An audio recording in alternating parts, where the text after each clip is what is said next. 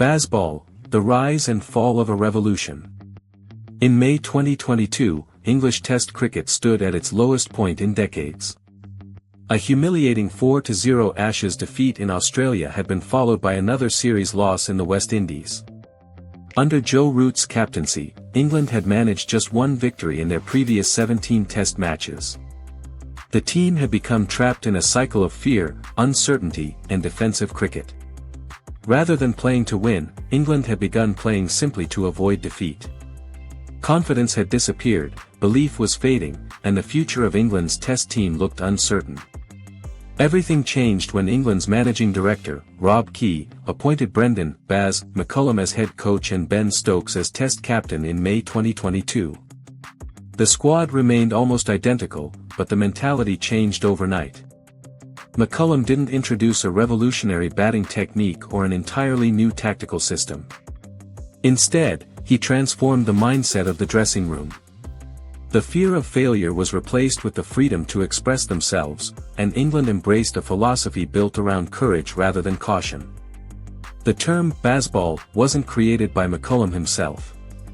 It was coined by ESPN Cricinfo UK editor Andrew Miller during an episode of the Switch Hit podcast shortly after McCullum's appointment.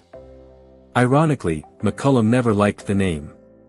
He repeatedly insisted that the term oversimplified England's approach, saying, "I don't really like that silly term. I don't even know what Bazball is. It's not just all crash and burn." To him, Bazball was never about mindless aggression. It was about making positive decisions and trusting players to perform without fear of judgment. At its core, Bazball was built on one simple philosophy: play to win, not to survive. Every decision, whether batting, bowling or setting the field, had to move the game towards a result. Draws were no longer considered acceptable outcomes if victory was still possible. England wanted to dictate matches rather than react to them. Batters were encouraged to seize scoring opportunities whenever they appeared, bowlers were instructed to attack relentlessly in search of wickets instead of protecting their economy rates, and captains were expected to make bold declarations and aggressive field placements, even if those decisions carried significant risk. The roots of Bazball stretched far beyond England. As captain of New Zealand, Brendan McCullum had already transformed the Black Caps from cautious underdogs into one of the most fearless teams in world cricket.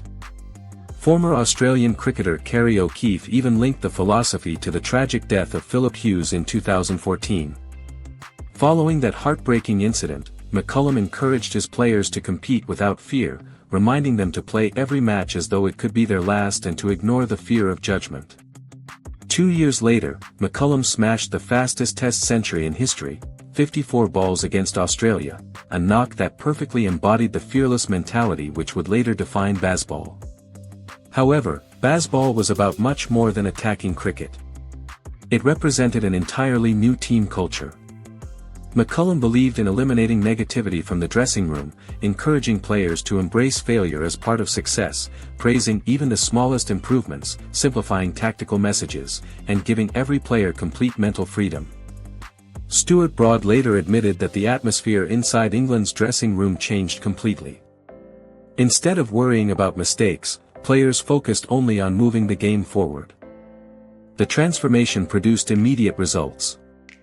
England defeated New Zealand by successfully chasing targets of 277, 299 and 296 in consecutive fourth innings, becoming the first team in Test history to complete 3 successful chases of more than 250 runs in back-to-back matches.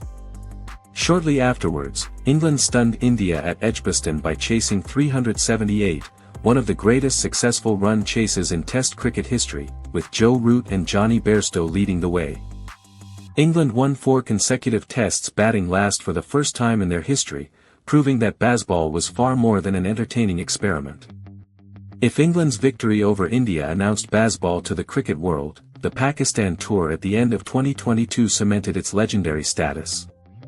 On the opening day in Rawalpindi, England scored an astonishing 506 for 4 in just 75 overs before eventually finishing on 657 runs at a scoring rate of 6.5 runs per over, breaking a record that had stood since 1902. Zach Crawley and Ben Duckett produced record-breaking opening partnerships, Harry Brook played breathtaking innings, and England completed a historic 3-0 whitewash in Pakistan. It was arguably the purest expression of Bazball's philosophy. The revolution extended far beyond batting. Ben Stokes challenged almost every traditional principle of Test captaincy. He regularly declared innings earlier than expected, chose to chase after winning the toss, encouraged bowlers to attack rather than defend, and introduced aggressive field settings that prioritized wickets above run prevention. England even replaced the traditional night watchman with the nighthawk, promoting lower-order players to attack late in the day rather than simply survive until stumps. Every decision reflected one central idea: never allow the game to stagnate. Between May 2022 and June 2023, England scored at an extraordinary average run rate of 4.65 runs per over, the highest sustained scoring rate in Test cricket history, comfortably surpassing Steve Waugh's Australian side. Joe Root began playing reverse ramps against fast bowlers, Harry Brook attacked with complete freedom, and England demonstrated that skills developed in T20 cricket could successfully influence the longest format of the game.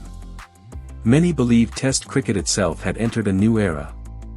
Former England white ball captain Owen Morgan described Bazball as one of the most important changes in Test cricket since the format began in 1877. Glenn McGrath compared England's fearless attitude to Australia's dominant sides of the 1990s. Ricky Ponting praised McCullum for removing the fear of getting out from England's batting mindset. Former Pakistan captain Arooj Mumtaz even claimed that England had revolutionized Test cricket. The influence became so significant that English domestic cricket altered its county championship point system to encourage more attacking cricket and help develop future Test players capable of fitting Bazball's philosophy. Yet every revolution eventually encounters resistance. England's aggressive approach delivered unforgettable entertainment, but it also exposed weaknesses. They failed to regain the Ashes in 2023 despite drawing the series, suffered heavy defeats in India where spinning conditions demanded greater patience, lost a home series to Pakistan, and endured a disastrous Ashes tour of Australia in 2025-26. Critics increasingly questioned whether Bazball's high-risk philosophy could consistently succeed against the world's strongest bowling attacks and in difficult conditions. Former England opener Jeff Boycott dismissed the approach, arguing that attacking the world's best fast bowlers with a new ball was simply unrealistic. Ravichandran Ashwin offered a more balanced criticism, insisting that some conditions demanded respect and that attacking every delivery would inevitably lead to failure. As England's batting collapses became more frequent, many began to wonder whether Bazball's greatest strength had slowly become its biggest weakness. The end arrived in 2026. England lost a home Test series 2-1 to New Zealand. Ben Stokes announced his retirement from international cricket, and on July 12, 2026 the England and Wales Cricket Board dismissed Brendan McCullum as Test head coach. After 4 unforgettable years, the Bazball era officially came to an end. However, Bazball's legacy cannot simply be measured by trophies or series victories. It challenged over a century of conventional Test cricket thinking. It encouraged players to value victory over safety, inspired coaches around the world to rethink their methods, influenced domestic cricket structures, and reminded millions of fans that Test cricket could still be bold, fearless, and endlessly entertaining. The era may have ended, but the ideas it introduced will continue to shape the future of Test cricket for many years to come.